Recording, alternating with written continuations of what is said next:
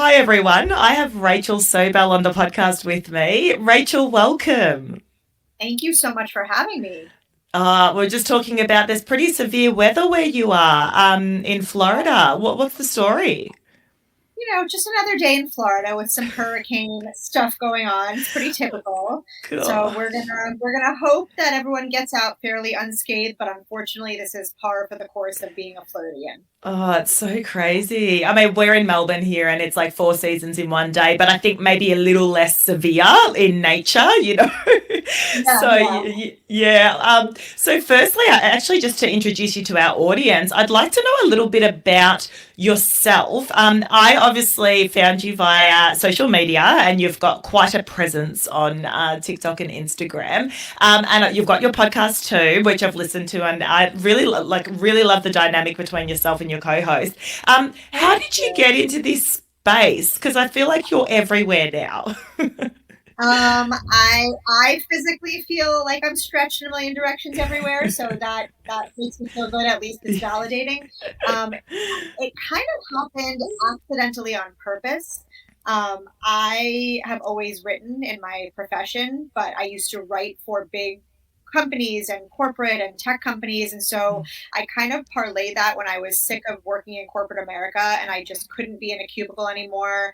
And I was overworking for anyone. And I couldn't live that life. I was getting really burnt out after, it was only 20 something years. It's not like I put in a lifetime of working, but I was done. It was too much for me. And I decided to go off on my own and start writing for myself and writing about my life experiences and writing about marriage and divorce and babies and all that kind of stuff. And then I all of a sudden found myself in this like incredible social media Instagram community with like-minded parents who were doing the same thing, and we all kind of grew together without knowing what we were doing. It happened organically, but there's a lot of hustle behind it too. How many years have you been doing that for? Oh, this has been I'm on year 8.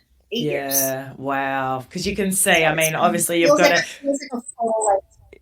yeah, absolutely. I mean, over 100,000 followers on Instagram, like, yeah, that's a solid number. So you can see that you've been there from sort of from the start.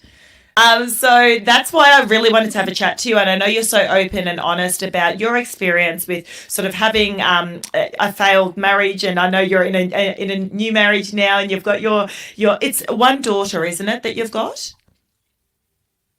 I have two. I have one from my first marriage and then one from my current and final husband. Oh, amazing. I love that you said final as well. That's beautiful.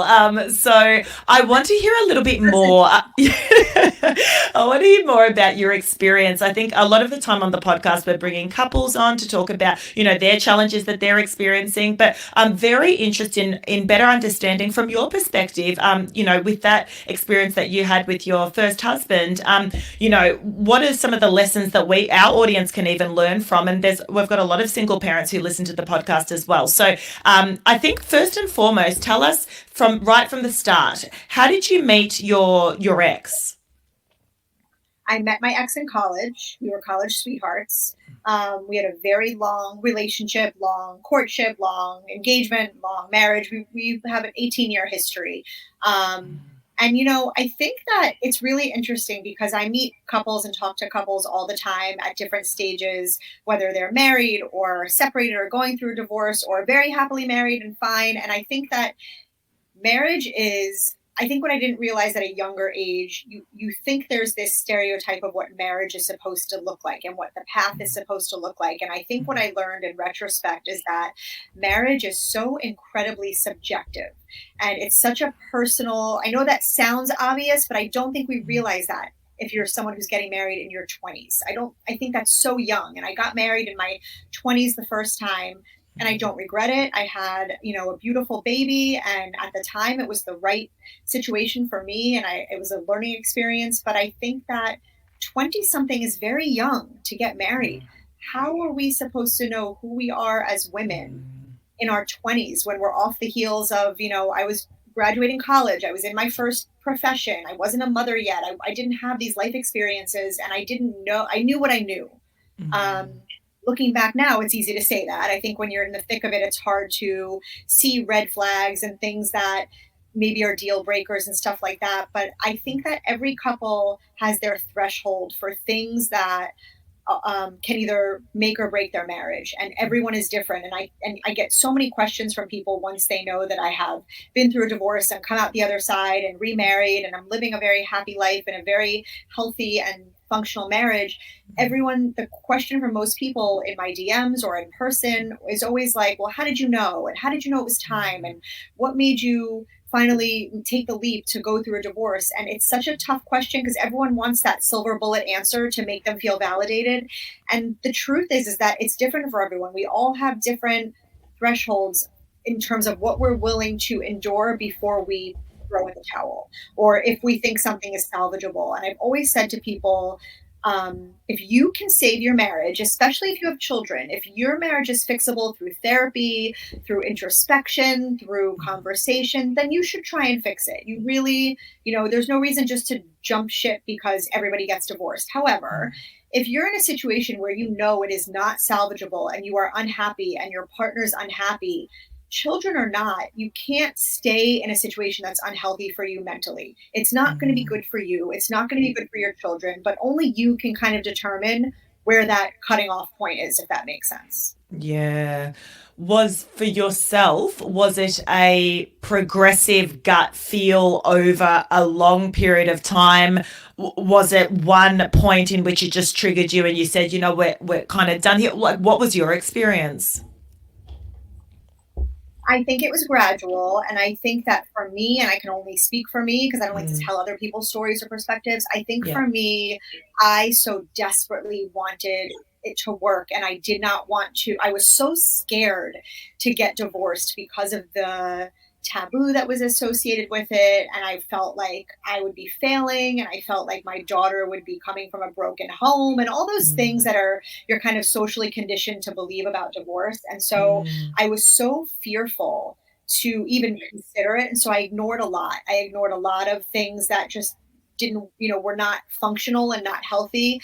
mm, And now, like, it's easy to say this again in retrospect, mm, everything's easier. But now I look back at that and I'm like, how could I have ever felt like it was okay to sacrifice my own happiness just to stay in something to please society or the people mm, around me who might judge me? Because the people around you, if they're not fully supportive of you and your life decisions, they're not your people. And that doesn't mm, mean they have to agree with you all the time. I think mm, it's healthy in friendships and relationships to have differing points of views and look at different perspectives. But when you decide to leave a marriage, if there are people who are actively trying to talk you out of it, to me, that's disheartening because nobody has to live in your marriage. Nobody has to go home mm, and sleep in bed at night with your partner. Nobody mm, has to deal with knowing what it feels like to hear the door open and wonder what kind of night you're going to have. And so you have to, mm. it's a tough kind of, look in a mirror that you have to have of yourself to figure out how much you are willing to go through to save something before you decide if it is savable. So true. I want to touch on the society piece and the society expectations. Do you think that you got married early and, young, I guess, in your 20s? I got married in my 30s, so I guess young, because of society as well, because you were together forever, your sweethearts, and that's what is expected? Or did you truly think at that time that's what you wanted? I think at that time it is what I wanted. I think I was madly in love. I had invested so much time and energy into the Mm, relationship. It was the next logical progression. I mm, did the whole, graduate high school, go to college, finish college, get my master's, get my first job. I went through the mm, trajectory that in my mind I felt like was the path I was always supposed to take. And I didn't mm, get married because I felt like society told me to get married. I genuinely wanted to be married. Even when I got married the second time, I love being a wife. I love being a partner. I love taking care of my family. I complain on Instagram. I, make fun of it, social media, shame mm, my family for leaving their stuff everywhere. But in my core, I'm a nurturer and I'm maternal, and I love taking care of my people. And so I genuinely wanted to get married. I mm, just think that where I was at that point in my life. I was 26 years old, like I said, fresh out of, my master's, a couple years under my belt of a career. And I don't even recognize that person when I think about her now. She was so far from being evolved into what I am now. And I think that just Mm, comes with age. I think that mm, when you hit your 30s, your evolution really kind of kicks into high gear. And then you hit your 40s, and it's like the people make you fearful of getting older. But so far for me, my 40s have been my most incredible decade. And when mm, I speak to women in their 50s, they say things like, just wait till your 50s, it's even better. I think we're conditioned to think that getting old sucks, right? And that mm. we turn into these like shriveled up old people. But I feel like I just get more comfortable in my skin. I get more comfortable with my friendships, female and male. I get more comfortable in my marriage. And I just think it's kind of like this really amazing evolution you go through. When I look Mm, back at myself in my 20s, how could I possibly know who I was at that point when I had zero life experiences yeah. at that point to really understand what I was to my core? Yeah, 100%. It's interesting you say that. My mum actually got married quite early as well.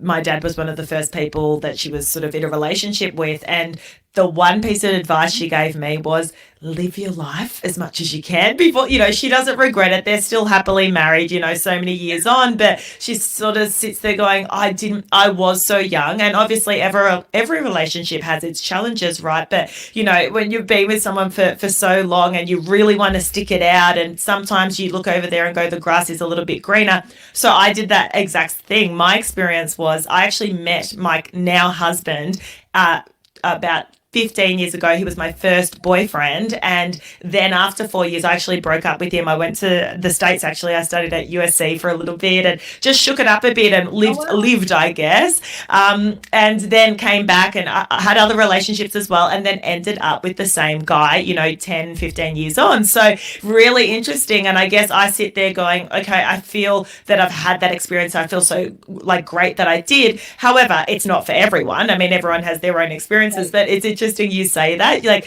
who you are in your 20s, it's you just you really do evolve. What I want to know about is once baby came into the picture, did that sort of amplify some of the red flags for you? It's interesting. You'd think it would. It didn't amplify them for me because I threw myself into being a mother. I really kind of ignored everything else going around me. I was working full Mm-hmm. time, and so I only had 3 months because the United States sucks with maternity leave. Wow. I had 3 months to be with my baby and bond with her and really kind of lean into the my new stint as a mother. And so I think because I was so focused on being a mom, I actually think I even more so ignored anything that would have raised any red flags for me because I was so blissfully happy being a mother, Mm, and that was all that mattered to me at that moment. And mm, again, when I even thought about the possibility of my marriage ending, now I had this newborn, and in my head was telling me, you can't leave a marriage. You have a yeah. newborn. You can't go anywhere. You can't leave. And I hear that from so Yeah. many women too. People Mm, stay because of their children, whether they're babies or teenagers. And this isn't just arbitrary. I am a child mm, of divorce. My parents got divorced when I wasn't a child. I was in my early 20s, but I mm, can tell you wholeheartedly that watching parents have tension and acrimony and the fighting, doesn't matter how old you are, that's a really terrible environment to be grown up in. And I know without question that watching mm, my parents go through a divorce and the fighting and everything that went on 1,000% shaped the way that I then handled conflict in relationships and the way that I mm, perceived conflict and the triggers that I had. And so, all these people that stay for the children, I get it. I completely, on a logical level, I understand because you don't want mm, to disrupt something. But mm. when you really think about what you're doing, you're kind of prolonging the pain and the therapy bills that you're going to need in the Yeah. future for your children to like talk it out and figure out all the stuff that they have had to kind of internalize and compartmentalize. And so there's so many layers to it that are so difficult, Mm, but I don't think I wouldn't change anything. I really mm, wouldn't. And it's interesting when you share your story about how you met your husband, because it kind of validates my whole theory about the universe has a plan for all of us. And I know that mm. sounds so hokey and corny, but Yeah. my husband now that I'm married to, we went to college together and we Oh, have mutual friends, wow. and we were at weddings Wow. together, and I never laid eyes on him. We Oh, never yeah. met. We never met until years later when we met online dating and realized we had Wow. all these like parallels and then realized we had all these similar college friends. And it's amazing to me that we never laid eyes on each other, but Mm, then met when we both were ready to find each other yeah. after going through our own stuff. And so I believe in that, in timing, and that people Mm, are put into your life for very specific reasons. And I was very mm, in love with my first husband. I really, he's going to be a part of my life the rest of my life. He's the father of my first child. I don't regret mm, any of it. But looking at where I was then, looking at and where I am now, you change as a person when you go through something as shattering and devastating as a divorce. It makes you look mm. at life very differently. And I think that I chose my partner, my friendships, and everything in my life so differently through a different lens because I had those experiences. Yeah, 100%. I'm curious as well. So, we have some episodes called The Vault, where our community calls in with things that are keeping them up at night. And often we deal with a lot of relationship sort of questions. Now, some of them are so, our audience are predominantly parents with younger children. We recently released an episode about a father who was in a sexless marriage. A lot are coming through around, I've lost, my partner and I, we've lost our mojo. We're just getting through the day. We're roommates. Is this what it's meant to be like? We were so happy before. What the hell has just happened to our life, right? And so I'm curious from your perspective, because the last Mhm. caller said, "Do I stay or do I go?" Because we've tried everything and it's not really working, and my partner doesn't want to come to the party. So, from your perspective and the people that you speak to and the experiences that you've had, what do you think pushes people to take that next step and go, you know what, I've done everything I can here, versus someone who might just be like, this is a tough period, we can push through? Like, what's your experience on that? It's, again, I think it's very subjective because it depends how much you're willing to endure before you decide to take action either way, because it's scary. Yeah, Divorce sucks. It's not fun. yeah, Even if you're amicable, you're talking about splitting up your life, right? It's a major life change, especially if children are involved. The whole thing about, you mentioned about becoming roommates and sexless marriages, it's really interesting because I think I have a little bit of an unpopular opinion about it, because I see all these memes all the time about jokes about withholding sex from your partner, or I'm just, my husband emptied the dishwasher and now there's a 100% chance of sex. And I've even had some jokes like that. But the reality is that if you are not sharing some level of intimacy with your partner, your marriage is going to suffer, because that is what connects you. It's not all about sex and it's not all about physicality. It's not. Absolutely not. There's so many other functional parts of a marriage. But I think that when you ignore that part of your marriage and you let it go to the point that you become roommates and there's not that chemistry and all that stuff, you have to kind of decide, okay, is there not chemistry because we are just completely not putting effort in and we have just decided that we're going to live like this, we're living separate lives under one roof? Or are we really still into each other, but we're so exhausted that neither one of us is taking that initiative to kind of get things going? And there's no wrong answer. You have to kind of figure out where you fall on that spectrum of where you yeah, are. I think if you do not take time to connect with your partner and you neglect your marriage, it's going to set the tone for your entire household, how you are with your children, all of that stuff. And the women who joke about it with their husbands, like, I find it funny because it's not just husbands who need sex. Wives want it and need it too. So stop yeah, neglecting yourself. And I'm not saying that means you have to be, having sex every day of the week. Like, let's be realistic. We have children, we have lives, we have jobs, we are tired. yeah, There's no right or wrong number. It is different for everyone, but I think you really have to put time into your marriage. My husband and I, this year, or really after the pandemic, when we started to kind of get comfortable going out, we started booking a sitter every 2 weeks, knowing that at the very least, every 2 weeks, the two of us were going out for a kid-free dinner. My kids would sleep at my mom's, or we'd get a babysitter. You have to have time together and explore that intimacy, not just sexual, but like the conversation outside of just your kids and logistics. You have to like honor that relationship, or it's not going to work. Oh, 100%. And I think more and more I'm realizing as again with the life experience, for example, I grew up with, I had a friend whose mum had an affair, right? And I remember my friend was devastated. We were in primary school, absolutely devastated. I look at that experience now as an adult and, through all of the conversations I've had and through the podcast and with my friends, and I go, I kind of get how that stuff happened. Like, and it happens all the time, unfortunately. But as a child, it just feels like the end of the earth when you're on the receiving end of that. And then you're looking at as an adult and you go, well, hold on. If you're barely speaking to your partner, you haven't had sex in however long, you're not even affectionate towards each other, you're resenting each other, you're point scoring, you're doing all the things, and then you're at work or you're somewhere and someone shows you a bit of attention, all of a sudden I'm like, I get that. And so, yes, to your point, you have to put the effort in because it's certainly not what it was pre-children, right? I don't know. Do you sort of A see hundred that as percent. well? Yeah.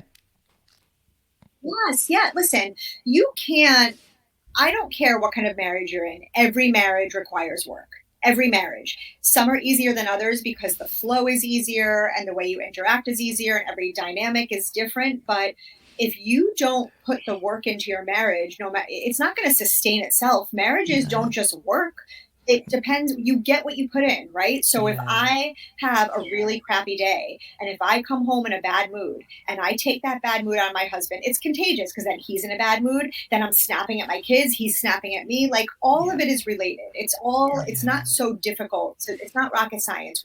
Our moods and the way that we interact with each other are the baseline for how our home is going to operate. And every couple argues, every couple has disagreements. Like that's all part of a normal, healthy marriage. To me, in Mm. my opinion, it's not the like the hard times and the disagreeing that defines a marriage. It's how you rebound from it. If you Yeah. can't rebound from it and have a conversation as adults to repair whatever damage has been Mm. done, Mm. you're not going to be in a successful partnership because you can't just sweep stuff under the rug. You have to address it, you have to fix it, and then you have to move on. If you don't Yeah. do those things and you just them build and build and build, one day your husband's not going to empty the dishwasher and you're going to have a complete meltdown, and it's not even about the dishwasher, it's about Yeah. all the stuff that piled up. And so you come out of nowhere sounding like a crazy person about Yes. how things are loaded in the dishwasher. But Yeah. like, you have to put the time, you have to put the work in. And you know what? It is so crucially important to me, especially after going through a divorce, that my two children, my girls, see a functional marriage and see I love that my husband walked by me and smack me in the tush. I Yeah. love it because my Yeah. kids see the affection. They see like, oh Yeah. wow, they think it's gross and they're Yeah. horrified by it. Yeah. But I think it's important for our kids to see that, Mm. even the arguing, my kids have seen that we have been, argued about something.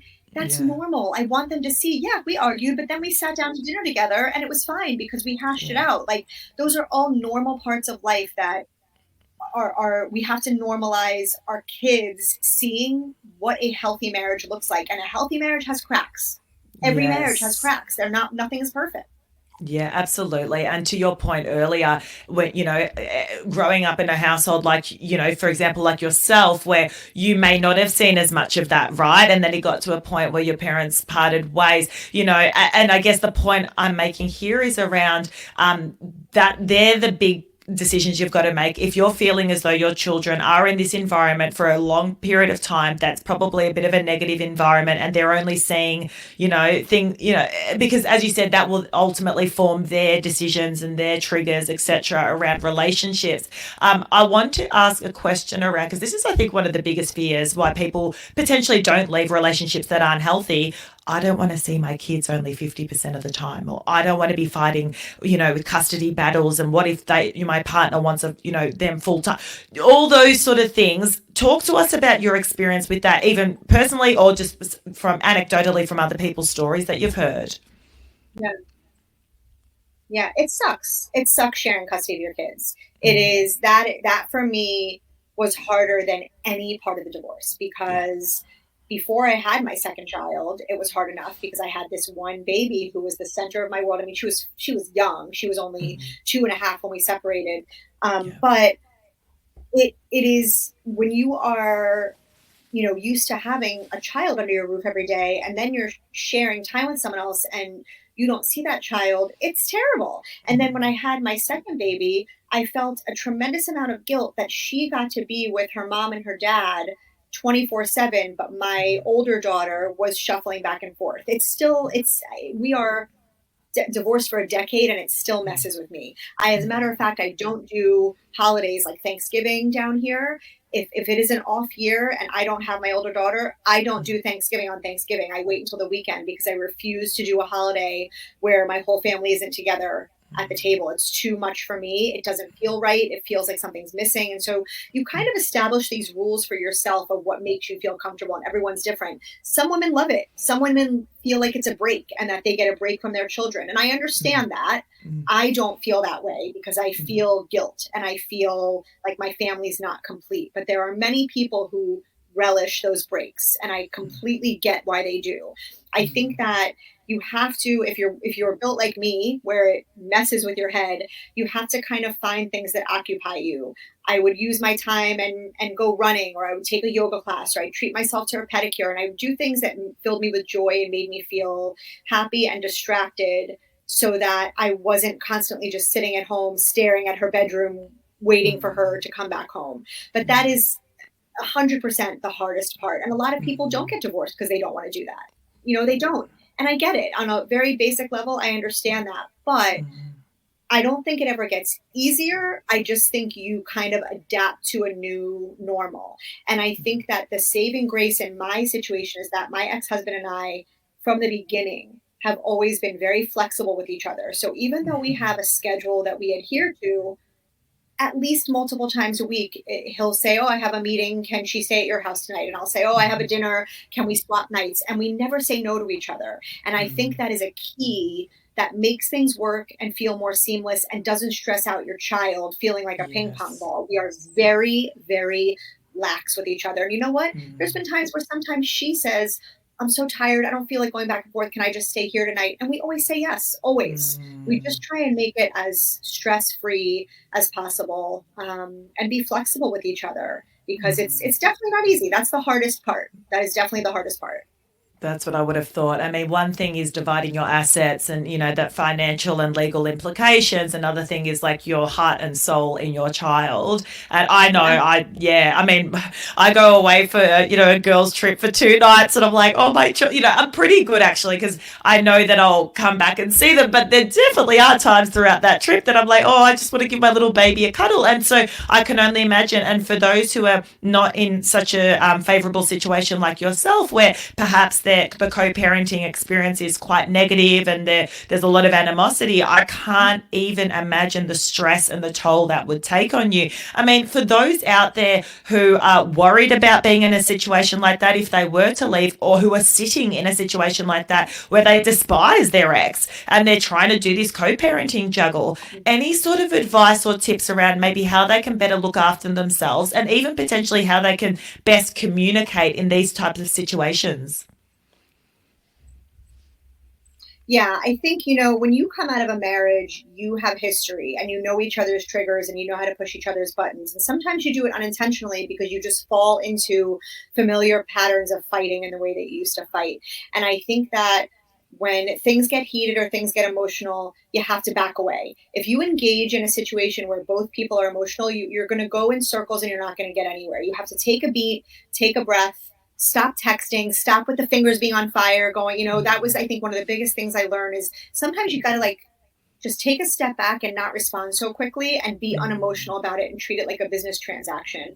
The other thing that I think is a huge piece of advice that was given to me that I'm glad I don't have to use it because we are very flexible with each other. But, you have options when you're dealing with your lawyer and they're drawing things into a custody agreement or a parent, a custody sharing agreement.